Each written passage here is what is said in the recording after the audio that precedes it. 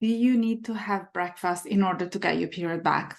Hello, everyone. I'm Claudia Vidor, nutrition and dietetic clinician, founder of the Recover from HA support group and the Period to Come Back protocol. And if you haven't done so already, just please make sure that you subscribe to my YouTube channel. So you're going to support me and you're going to help me making these free resources for you so that you're going to have accessible videos every single week on your inbox.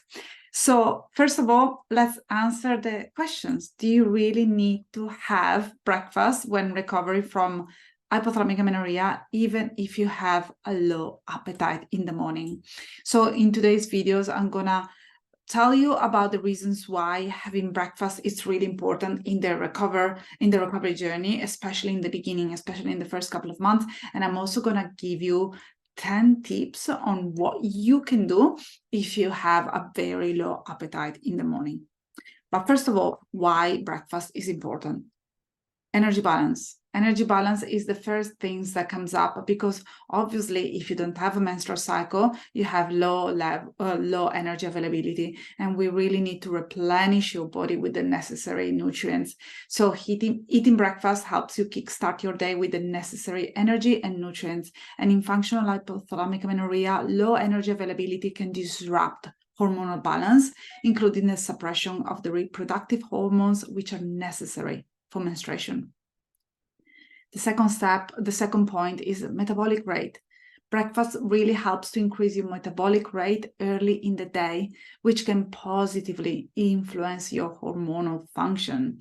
So when your body perceives that there is enough energy available, that you're not restricting your caloric intake, that you're allowing yourself to have food, it may be more inclined to allocate resources to reproductive functions. If you don't have a period, it means that your body is really busy protecting your bones, protecting your heart, protecting your lungs and your beautiful brain. And then only later on down the track is gonna prioritize your hair growth, nail health, your skin, and then the cherry on top is going to be your period. So once that you get your period back, you will automatically know that you've been supporting your body efficiently. Another really important thing to mention is blood sugar regulation, because a balanced breakfast that includes carbohydrates, proteins, and healthy fats can stabilize blood sugar level. This prevents blood sugar fluctuations that can stress your body and disrupt hormonal regulation. How do you know if you are going through the blood sugar roller coaster?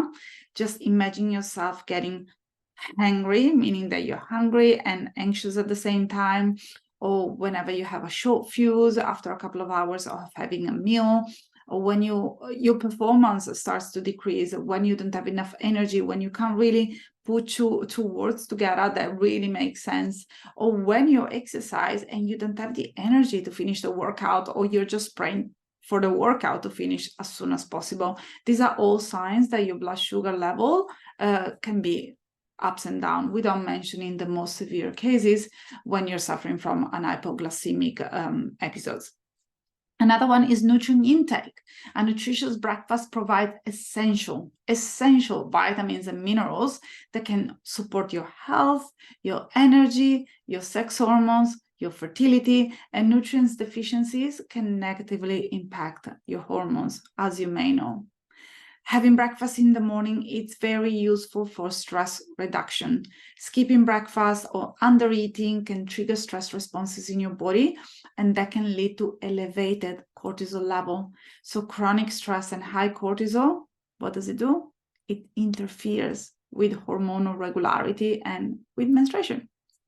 Another thing that it's really important to mention, and which is not really talked about, is leptin regulation. Breakfast can influence leptin, which is another hormone, and it plays a role in appetite and energy balance. So irregular eating patterns, including skipping meals or skipping breakfast or having too much of a small breakfast, can really disrupt leptin production, and that ultimately can affect your menstrual cycle. Then obviously, it goes without saying, hormone production. Proper nutrition support the production of hormones, including those involved in menstruation, such as luteinizing hormones, LH, the one that you love the most, and follicle stimulating hormones, FSH, and obviously estrogen and progesterone. Weight restoration. If hypothalamic amenorrhea is associated with low body weight or malnutrition or disordered eating or overtraining, having regular and balanced meals, including breakfast, is essential for achieving and maintaining healthy weight.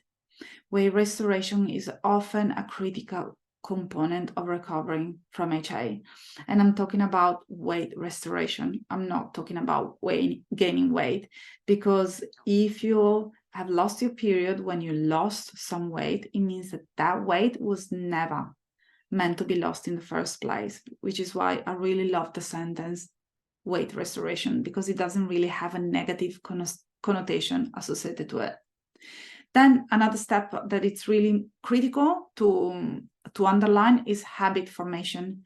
Establishing a regular eating routine that includes breakfast helps to create a stable foundation for overall health, energy, vitality, fertility, and menstrual regularity. And last but not least, it's really important when it comes to recovery and healing. Breakfast is another meal that contributes to the healing process, and it helps your body to recover from the effects of functional hypothalamic amenorrhea and can support your journey toward hormonal balance and menstrual restoration. And you may be thinking by now, okay, Claudia, I got the knowledge. I already know what you have just shared with me. Or maybe you knew out of the 10 things that I've mentioned, but it's still very difficult for you to have breakfast in the morning, to allow yourself to engage in different actions, also because you don't have a very strong appetite in the morning. So there are a few things that I would like to mention now, and please take your time and just pause this video if you need to, or if you need any clarification, please make sure to send me a message, to send me an email. You know where to find me by now, on Instagram, Facebook, on the Recover from HA support group, or even via email at claudia@nourishbyclaudia.com. But the 10 tips are the following. The first one is identifying why you have a low appetite in the morning. So have a look at what you do the night before, so the half an hour before going to sleep, and also have a look at your sleeping routine. Are you sleeping enough? Are you not sleeping enough? Are you sleeping too much? What is going on? Do you snack in the middle of the night without even thinking that that's gonna interfere with your appetite in the morning?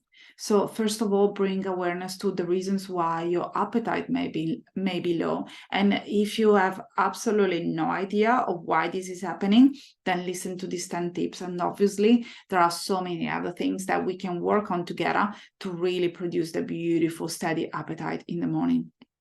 The first tip is to really start light. So you can choose to begin with a light and easy to digest option. That can be a smoothie, which is packed with all the nutrients, a bowl of yogurt with a little fruit compote or fruit puree, whatever you want to call it, and maybe just a couple of tablespoons of granola. This can be less overwhelming if you're not used to eating a big breakfast. I'm not saying that that's the ideal breakfast if you're trying to get your period back, but it's much better than skipping breakfast altogether. Also, if you don't have an appetite in the morning, hydrate first. So begin your day by drinking a glass of water, a herbal tea, to rehydrate your body after a night's sleep. Sometimes dehydration can mask itself as low appetite, so you can give that a go. Or sometimes I also invite my clients to put a little bit of apple cider vinegar inside the water to really stimulate the digestive enzymes and the HCl production. Step number 3, go for protein. So always make sure that include a source of protein in your breakfast. That could be eggs, Greek yogurt, scrambled tofu, and protein can really help you to feel fuller for longer, but can also help to stabilize your blood sugar level. And that's absolutely fundamental when recovering your period. Step number 4, fresh or dried fruit. That can be refreshing, easy to digest, and can be a very nice and easy way to get some nutrients in the morning. Then obviously, if you want to take it to the next level, just make sure that you have your fruit and your dried fruit with some yogurt or even cottage cheese just to add the protein. And then when you feel ready, bring in the carbs. So the carbs can be obviously the fruit, that can be the banana, that can be the mango, for example, or you can also decide to add in some granola or maybe a toast on the side, or definitely some nuts and seeds to sprinkle on top of the breakfast. Step number 5, whole grains. Always go for oatmeal, whole grain toast, just to get that energy boost, which can be satisfying without being too heavy. Nut butters, they're also very helpful when restoring your hormones, because you can get the healthy fats and protein all in one go. They're very easy to digest. Sometimes it's really a nice add-in that your digestion is not going to be affected by it, but your body is going to notice the difference. Step number 7, you can go for small and frequent. So if a big breakfast feels very daunting to you right now, just break it into smaller, more frequent meals and snacks throughout the morning. So you can wake up, for example, at 6, and you can have your first part of the breakfast at 6:45. Then you can have the second part of the breakfast at 7:45. And then you can allow yourself to have a snack at 9 and another snack at 11. I know that can feel time consuming, but at least you're going to get used to the habit of having something to eat in the morning. And then it's always about trial and error. And I really invite you to try small and frequent meals in the beginning if it's too hard for you to have a big breakfast, and then welcome bigger meal and smaller snack as you move along throughout through the recovery process. Something also that I advise my wonderful women to do is to experiment with temperature.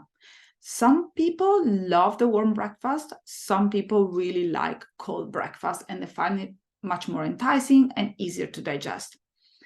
On top of experimenting with temperature, I also like to experiment with environment, because sometimes women, they do struggle to have breakfast in the morning because they have a very negative connotation to their kitchen as a place where to have something to eat, but they do enjoy having a meal when sitting at a cafe, when meeting with their friends, or when going to the beach or going for a walk. So see what can really help you to get through this hurdle, and once again, experiment. Then step number 9, add flavors. So if you are getting bored of your normal breakfast, let's say, for example, that you have eggs, just make sure that you incorporate herbs, spices, seasonings, just to make your breakfast something more flavorful and enticing. So if something is enticing, then you're going to be more keen to actually have it again the next day, or maybe try something different as well. And breakfast can become really that place where you become creative and something to look forward to instead of something to be afraid of. So, for example, if you have eggs with herbs and spices, you're gonna get all the umami, that salty flavor, and the protein. And then you can add like a piece of toast with some cinnamon and a banana, and you have also that sweet and nurturing flavor that can really remind you of childhood, for example, and that can make a world of a difference. And last tip, and this is something that I'm gonna mention, but don't use this as an excuse. Listen to your body. So if you don't really want to have breakfast on a specific day, then don't. But just make sure that it's one day and not consecutive days in a row. There may be an occasion where you overate the night before, where you're not feeling really great when you wake up in the morning. In that situation, it is absolutely okay to listen to your body. But for the remainder of the week, just make sure to welcome those beautiful, nourishing meals in the morning. And also pay attention to your body cues and eat when you feel hungry. It's okay to have a later breakfast. That's what your body prefers. But once again, when it comes to the recovery journey, it's better to eat within the 45 minutes window after waking up. And definitely before having coffee, and if you can, have coffee later on in the morning. So if you really find that you don't have an appetite and you prefer to have a later breakfast, let's say at 9-10 o'clock in the morning, just make sure that you don't have any caffeine before. Or if you want, just have a coffee with some collagen, some cream, and some milk inside, and allow yourself to have a small snack. That could be a protein bar or a granola bar, or something that it's really easy to digest, that it's going to tie you up and it's going to give you all the energy and stabilize your blood sugar level, decrease cortisol until you get to your proper breakfast. It has been an absolute pleasure to being with you today. So if you would like to receive more tips like this one, as I mentioned before, make sure to subscribe to my YouTube channel. And if you would like to work with a professional that really understands hypothalamic amenorrhea, infertility, how to get your period back, disorder behaviors around food and eating disorder, just make sure that you send me a message on my Facebook group, Recover from HA Support, or you can also apply for the period comeback protocol, and I'm going to post a link below. See you next time. Bye for now.